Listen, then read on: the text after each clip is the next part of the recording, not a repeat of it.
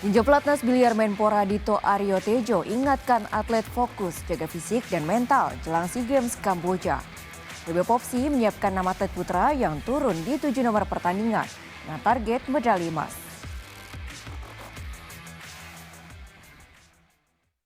Menpora Dito Aryo Tejo kembali melakukan kunjungan ke pelatnas cabang olahraga jelang SEA Games Kamboja.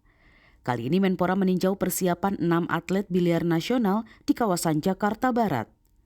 Menpora yang didampingi Ketua Umum PB Popsi Haritanu Sudibyo mengecek latihan Gebi Adiwibawa dan kolega sebelum bertolak ke Kamboja. Absen di SEA Games Vietnam membuat atlet biliar nasional panas dan ingin membuktikan mampu bersaing di kancah Asia Tenggara pada SEA Games Kamboja. Mereka akan turun di 7 nomor pertandingan dengan target 2 medali emas.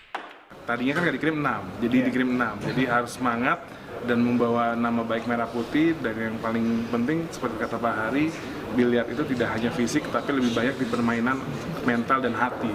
Jadi tenangkan hati dan banyaklah nafas-nafas yang panjang. Pada SEA Games Kamboja, Indonesia berharap emas bisa hadir dari nomor snooker dan pool.